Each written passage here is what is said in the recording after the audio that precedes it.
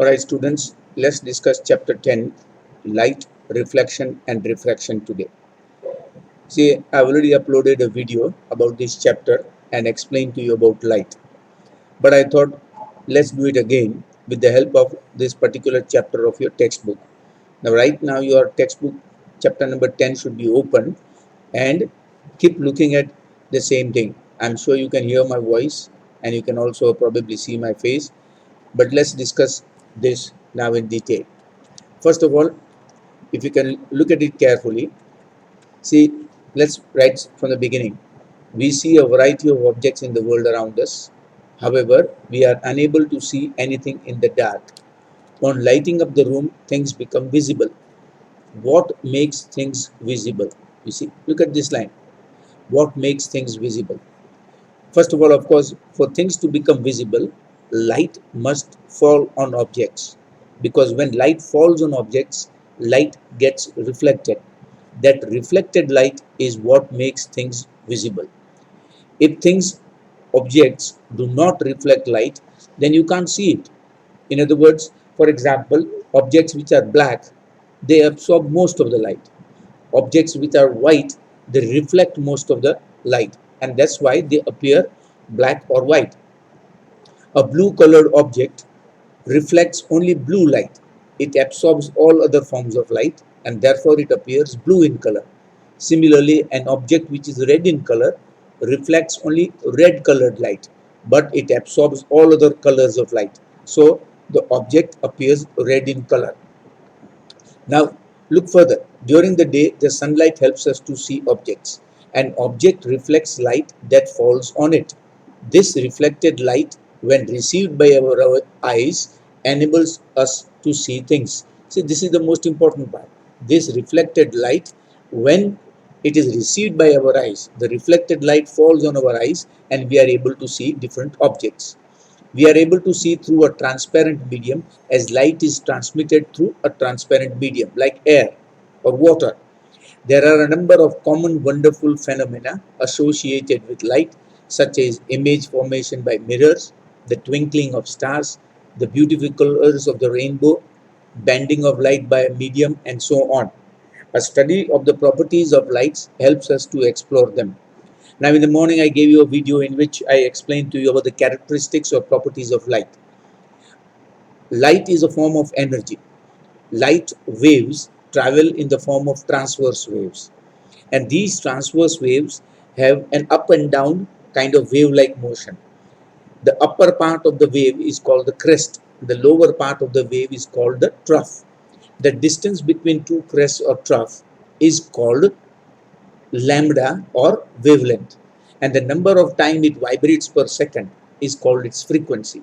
So light has got wavelength, it has got frequency. Higher the wavelength, lower the frequency. Lower the wavelength, higher the frequency. Wavelength and frequency are reciprocal almost. So different colored light has got different wavelength and frequency. Violet, indigo, blue, green, yellow and orange and red. They all got different frequencies. They all have got different wavelengths and they travel through a material medium like water or glass at different speeds. Okay, but light travels through vacuum, that is space, at the same speed of 3 lakh kilometers per second or 3 multiplied by 10 to power 8 meters per second. That is the speed of light in vacuum and it does not change. This is a constant thing. And now number of phenomena such as image formation by mirrors, the twinkling of stars, beautiful colors of the rainbow, bending of light by a medium like water. For example, if a coin is dropped in a glass full of water, you will feel as if the coin is much higher than it is. Okay, there are some boys who, for example, dive into the water to collect coins. You see poor little boys, sometimes they are playing around the river bank. When you throw coins into the river, they jump into the river to pick it up. Or you, of course, in a dirty water river you can't see the coins, but in a swimming pool you can actually see the coin, and it gives you a false impression. You think the coin is a lot higher. In reality the coin is a lot deeper. That is because of refraction of light. We'll explain that further when we come into this chapter. Okay, a study of the properties of lights helps us to explore them by observing common optical phenomena. Now you see this word out here, optical phenomena. Okay, what is an optical phenomena? Optical phenomena is something that involves light. For example, the formation of the rainbow, that is an optical phenomena. A mirage in the desert, okay, that is also an optical phenomena. Different kinds of the splitting of white light when it passes through a prism, that is also an optical phenomena. That is called diffraction of light. All these optical phenomena are quite common. We may conclude that light seems to travel in a straight line. Okay, light always travels in a straight line. You can see here, light seems to travel in a straight line, and it does travel in a straight line. But there are certain things like bend, like for example, in an optical fiber cable, light can bend, but those are very special cases. We'll come to that later. The fact that a small source of light casts a sharp shadow of an opaque object points to the straight line path of light, usually indicated as a ray of light. All right, let's see here. Okay, more to know. In an opaque object on the path of light, if an opaque object on the path of light becomes very small, light has a tendency to bend around the opaque object and not walk into straight line, an effect known as the diffraction of light. Okay, this is called diffraction of light, where the light seems to bend. Then the straight line treatment of optics using rays fails. To explain phenomena such as diffraction, light is thought of as a wave. Okay, as I explained in the morning in the video also, light is thought of as a wave. Okay, and this wave is in the form of a transverse wave, the details of which you will study in higher classes. When you take science in 11th and 12th, and physics, you will study this. Again, at the beginning of the 20th century, it became known that wave theory of light often becomes inadequate for treatment of interaction of light with matter, and the light often behaves somewhat like a stream of particles. And that is why you see light is a form of energy where each particle is called a photon or a packet of energy, stream of particles. This confusion about the true nature of light continued for some years till a modern quantum theory of light emerged, in which light is neither a wave nor a particle. The new theory reconciles the particle properties of light with the wave nature. Both are included in quantum theory. We will study that a little bit in 12th science if you take science. In this chapter, we shall study the phenomena of reflection and refraction. Both are different, using straight line propagation of light without the bending. These basic concepts will help us in the study of some of the optical phenomena in nature. We shall try to understand in this chapter the reflection of light by spherical mirrors and reflection of light and their application in real life situations. Alright, in that video I have already explained to you about what are spherical mirrors, but let's carry on. A highly polished surface such as a mirror reflects most of the light falling on it. You are already familiar with the laws of reflection of light.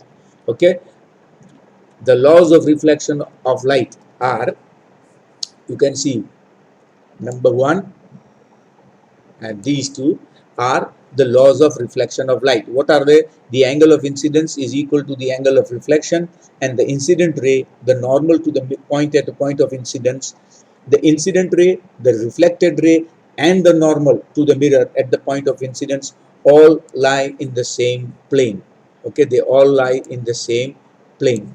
So there are two such laws, and you have to learn this by heart.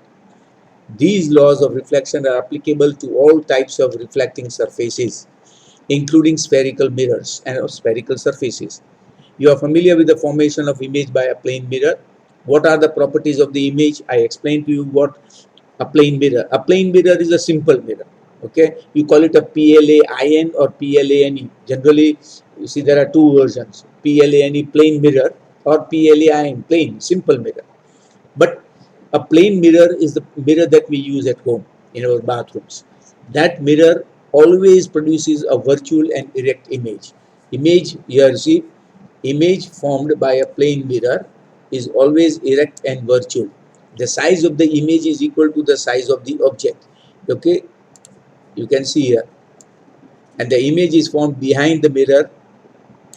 See these lines. Image formed by a plane mirror is always virtual and erect. Number one, that means it is not inverted. If you look into a plane mirror, your face appears straight because it's a virtual image. It's an erect image, not an inverted image. The size of the image is equal to the size of the object. The size of your face does not change in a plane mirror.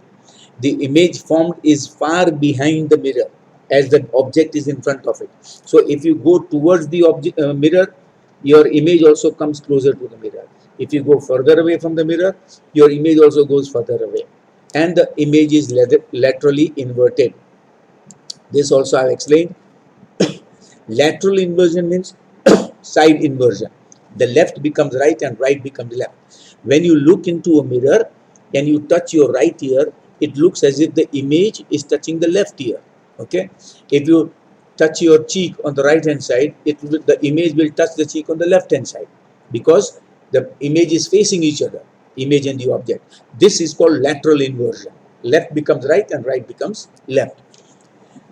How would the image be when the reflecting surfaces are curved? Let us explore this. You see, if you take a spoon, for example, okay, if you take a spoon, and you will see that the reflecting surface is slightly different. You see here, take a large shiny spoon, try to view your face. If you take a spoon and view your face in the both the sides, one side it is curved inwards, the other side is curved outwards. Do you get the image? But the image will appear funny. You see, it will appear lopsided. It will not be proper as it is in a plain mirror. Is it smaller or larger? Move the spoon slowly away from your face, in front of it. Observe how the image changes. Reverse the spoon on the opposite side. On the one side, the second side. How does the image look now? Does it change? What are the characteristics? Alright. The curved surface of a shiny spoon could be considered as a curved mirror. The most commonly used type of curved mirror is a spherical mirror. The reflecting surface of such mirrors can be considered to form a part of the surface of a sphere. Such mirrors whose reflecting surfaces are spherical are called spherical mirrors. Okay, here it is. What are spherical mirrors? Such mirrors, okay, mirrors whose reflecting surfaces are spherical are called spherical mirrors, and we will study some of this in detail now. So spherical mirrors, concave and convex mirrors. The reflecting surface of a spherical mirror may be curved inwards or outwards. A spherical mirror whose reflecting surface is curved inwards, that is, it faces towards the center of the sphere, is called a concave mirror. A spherical mirror whose reflecting surface is curved outwards is called a convex mirror. See that, right? The schematic representation of these mirrors is shown in figure 10.1. Now, this figure 10.1, you can see in the concave mirror, the inner part, okay, is the reflecting part. The outer part is painted black. And in the convex mirror, the outer part, the black line, that is the reflecting surface. The outer inner part is painted black. So, the schematic representation of these mirrors is shown in figure 10.1. You may note in this diagram that the back of the mirror is shaded. Actually, it is painted so that it becomes black. You may now understand that the surface of the spoon curved inwards can be approximated to a curved mirror, and the surface of the spoon burled outward can be approximated to convex mirror. Before we move further on spherical mirrors, we need to recognize and understand the meaning of some terms like focus, center of curvature, pole, etc. These terms are commonly used in discussions about spherical mirrors. The center of the reflecting surface of a spherical mirror is called the pole of the mirror. Okay, here. The center of the reflecting surface, it lies on the surface of the mirror. It is usually denoted by the letter P. The center of the reflecting surface of a spherical mirror is a point called the pole. It lies on the surface of the mirror. The pole is usually represented by the letter P. Now, whatever I am highlighting here, okay, you should highlight in your textbook also, or use a pencil to underline it. Always use a pencil in your textbook. These are the main points that you can learn.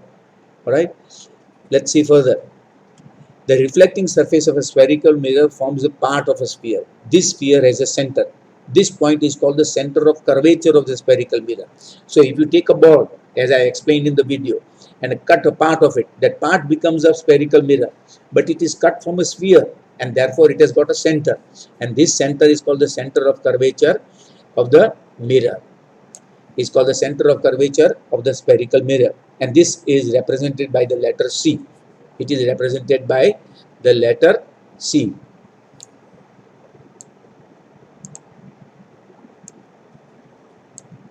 Okay, please note that the center of the curvature is not a part of the mirror. It is there in the center, like if you take a tennis ball.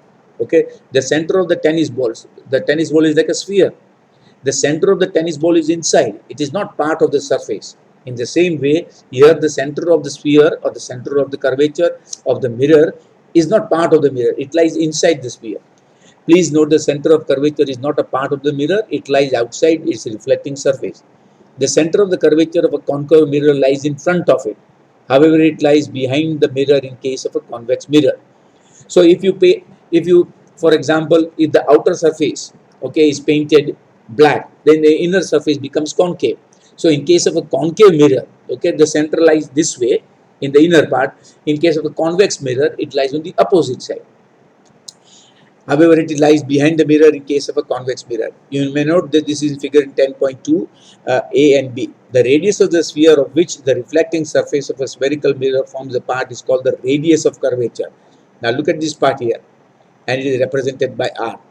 So if you take a ball, it has got a radius, a diameter and a radius. Similarly, if you take a metallic sphere, it has got a diameter. The diameter is actually divided by 2 to get radius, and the distance between the surface and the center is called the radius of curvature. So the radius of sphere of which the reflecting surface of a spherical mirror forms a part is called the radius of curvature of the mirror. It is represented by the letter R. You may note that the distance PC is equal to the radius of curvature. Imagine a straight line passing through the pole and the center of curvature of a spherical mirror. This line is called the principal axis. Okay, so a straight line passing through the center of curvature and pole is called the principal axis. Yeah, this is the principal axis. Remember, the principal axis is normal, that means at right angles. It is vertical like this to the mirror at its pole. Okay, but it is an imaginary line. It's not a real line. All right. Look at 10.2. Do not look at the sun directly or even into a mirror reflecting sunlight. It may damage your eyes. We know that some people foolishly look at the sun, especially during a solar eclipse, and that can be extremely dangerous. You can become permanently blind. So never look at the sun. Hold a concave mirror in your hand and direct its reflecting surface towards the sun. Direct the light reflected by the mirror onto a sheet of paper and hold it close to the mirror. We all as children have played this game. You see, it's a magnifying glass. Okay, magnifying glass is nothing but a lens. Okay, and if you focus it on a piece of paper, it will burn the paper. But in this case, this is not a lens. This is a mirror. The mirror also can focus light at a particular place. That is called the focus of the mirror. And it will make a hole in the paper. Hold a concave mirror in your hand and direct its reflecting surface towards the sun. Direct the light reflected by the mirror onto a sheet of paper held close to the mirror. Move the sheet of paper back and forth gradually until you find on the paper sheet a bright, sharp spot of light. Okay, a very dark spot, and that dark spot marks the focus, and the distance marks the focal length. Hold the mirror and the paper in the same position for a few minutes. What do you observe? It may generate a lot of heat, and the paper may actually start smoking. A hole may be burnt in the paper. The paper at first begins to burn, producing smoke. Eventually, it may even catch fire. Why does it burn? Because all the sun rays actually meet at a particular point. That point is called the focus. And since a lot of heat is generated, the paper begins to burn. The light from the sun is converged at a point, a sharp, bright spot by the mirror. In fact, this spot of sunlight is the image of the sun on the sheet of paper. This point is called the focus of the convex mirror. Okay, so this point is called the focus of the concave mirror. The heat produced due to the concentration of sunlight ignites, sets fire to the paper. The distance of this image from the position of the mirror gives the approximate value of focal length of the mirror. Okay, the distance, this gives an approximate length. This approximate length gives the focal length of the mirror. Now, if you look at this, okay, if you look at this here, you see here, this part is the focus. Okay, you can see here, this diagram here, this is the focus, and that is, I'm talking about this distance. AB is at infinity. This point where all the reflected rays of light meet is called the focus. C is the center of curvature. MN is the mirror, it's a concave mirror. P is the pole or center, and this line, okay, CFP, this line is called the principal axis. AB is a linear object. The rays of light move from the linear object towards the surface, and then after reflection pass through a point. That point is called the focus of the mirror. All right, then let us try to understand this observation with the help of a ray diagram. This kind of diagrams are called ray diagrams. Okay, Observe figure 10.2a closely. A number of rays parallel to the principal axis are falling on a concave mirror. Yes, you see, these are rays parallel to the principal axis. The rays of light are parallel. Observe the reflected rays. They are all meeting or intersecting at a point on the principal axis of the mirror. This point is called the principal focus of the mirror. Okay. Similarly, observe 10.2. However, the rays parallel to the principal axis reflected by the convex mirror, the reflected rays appear to come from a point. That's the important word. Appear to come, okay, from a point. And therefore, if you project it backwards, you can see those dotted lines. Those dotted lines, dotted dark lines, you see here, the dotted dark lines, they are basically formed by extending the lines backward. You see, these rays of light are extended backwards on the other side of the mirror, and therefore this is also a principal focus. This point is called the principal focus of a convex mirror. That was a concave mirror. This is a concave mirror, convex mirror. The principal focus is represented by the letter F. The distance between the pole and the principal focus of a spherical mirror is called its focal length. This is important, okay, and it is denoted by the letter F. All right, let's see further. The reflecting surface of a spherical mirror is by and large spherical. The surface then has a circular outline. The diameter of the reflecting surface of a spherical mirror is called its aperture. Okay, these points are the main points. The diameter of the reflecting surface of the sphere, the whole sphere, the diameter of that sphere is called its aperture. In figure 10.2, distance mn represents the aperture. Mn. Okay, this mn represents the aperture. We shall consider in our discussion only such spherical mirrors whose aperture is much smaller than its radius of curvature. In other words, we are going to consider only small mirrors. Is there a relationship between the radius of curvature and the focal length of a spherical mirror? Yes.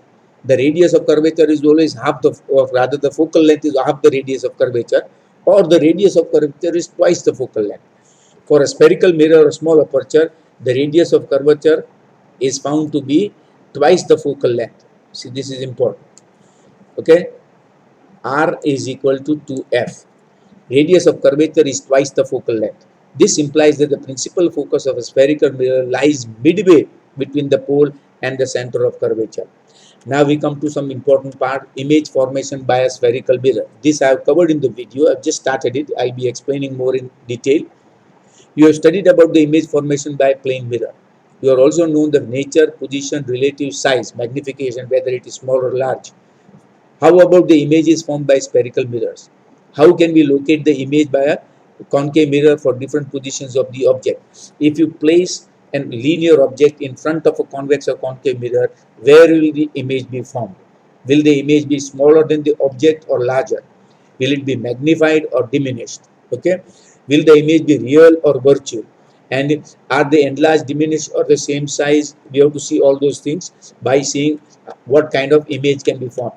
And to the diagram that shows this is called a ray diagram. So we understand it by using ray diagrams. We have already learnt a way of determining the focal length of a concave mirror. In activity 10.2, you have seen the sharp bright spot or dark spot on a piece of paper, which is actually the image of the sun. It is a tiny real inverted image. You got the approximate focal length of the concave mirror by measuring the distance from the dark spot to the mirror. Now you can do the same thing with a concave mirror also. Okay. Find out its approximate focal length in the way described above. Note down the value of focal length. You can also find it by obtaining image of a distant object on a sheet of paper. These are not, you don't have to do these things, just for explanation. Then you can do these things. This is not so important. Mark a line on a table with a chalk. Place the concave mirror on a stand. Place the stand over the line such that its pole lies over the line. Okay. There is no need to do this, but look below this. Okay. You will see in the above activity that the nature, position and size of the image formed by a concave mirror depends upon the position and relation of the ear. The nature depends upon where the object is. The nature, position and size of the image formed by a concave mirror depends on the position of the object in relation to the principal focus, the center of curvature and the pole of the mirror P. The image formed is real for some position of the object, while it is virtual also when it is placed between the pole and the focus. It is found to be virtual image for certain other positions. The image is either magnified, bigger, it may be small, reduced or diminished, or it may be of the same size depending upon the position. And a summary is given in this table. Okay, this table must be learnt by heart. Okay, you must learn this table carefully. This part is important. Okay, this must be learned properly because this table is important for each one. 1 2 3 4 5 1 2 3 4 5 and 6 different positions. I will show you how the image is formed, and you have to learn how to draw them with the help of a rounder, pencil, scale, how these different positions are obtained and what kind of image, the nature and position and size of the image. All right, then representation of images formed by a spherical mirror using ray diagrams. These diagrams, you see, we create images with the help of a rounder, pencil and scale, and the lines that are formed are called ray lines or ray diagrams. Okay, we can also study the formation of images by a spherical mirror by drawing ray diagrams. Consider an extended object of finite size placed in front of a spherical mirror. It is also called a linear object. Each small portion of the extended object acts like a point source of light. An infinite number of rays originate from each of these points. To construct a ray diagram in order to locate the object, okay, then what you have to understand is that how these ray diagrams are formed. These ray diagrams show chosen to know the direction. This part is not so important. Okay, I will be explaining this to you with the help of the diagram, so don't worry about this part. The intersection of at least two reflected rays gives the position of the image. You require two rays to give the position of the object. Okay, any two of the following rays can be considered for locating the object. Now, if you look at the first diagram, figure 10.3a, one is parallel to the principal axis, one ray of light, and after reflection, it passes through the focus. And another ray of light passes through the center of curvature. In the second diagram, one ray of light which is parallel to the principal axis, after reflection, it passes through. After reflection, it passes through the focus. And one ray of light passes directly, when it is extended, directly through the center of curvature, and the angle of incidence is always equal to the angle of reflection in both cases. That is the law of reflection of light. The angle of incidence must always be equal to the angle of reflection. A ray parallel to the principal axis after reflection will pass through the principal focus in case of a concave mirror, or appear to diverge from the principal focus in case of a concave mirror, a convex mirror. Alright, this is important and you must understand this. This is shown in the first figure. Alright, a ray passing through the principal focus of a concave mirror, or a ray which is directed towards the principal focus of a convex mirror after reflection, will emerge parallel to the principal axis. This is also important. You can see here, after reflection, after it passes through focus, it becomes parallel after reflection. And angle of incidence will be always equal to angle of reflection. And the same case in figure B also. And the third case, a ray passing through the center of curvature, you can see if it passes through the center of curvature, it hits the mirror and goes back in the same direction in both the cases. A ray passing through the center of curvature of a concave mirror, or directed in the direction of center of curvature, after reflection is reflected back along the same path. This is important. It is shown that it is passing through the same path. The light rays come back along the same path because the incident rays fall on the mirror along the normal to the reflecting surface. A ray incident obliquely to the principal axis towards the point pole of the mirror on the concave mirror or a convex mirror is reflected obliquely. You can see in this case, it is falling at an angle. An angle of incidence will be equal to angle of reflection. Both the cases, okay, whether it's a convex mirror or a concave mirror, it will always fall obliquely.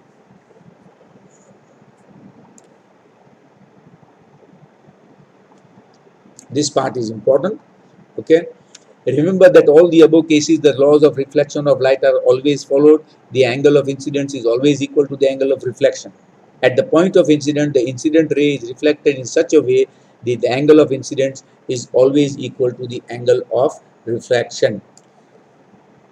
Here, okay. Now, after that, we'll come to image formation by a concave mirror. We'll go into detail first about convex mirrors and then concave mirrors. All right. See, I'm not going to, I hope I'm not going too fast. We'll take it slowly, okay, because this is an important chapter. It must be discussed properly. Tomorrow I'll give you, upload a video about the image formation, how images are formed by a concave mirror, all the 6 different positions. So watch tomorrow's video. Meanwhile, write down these important points and learn them up. Okay, have a nice day.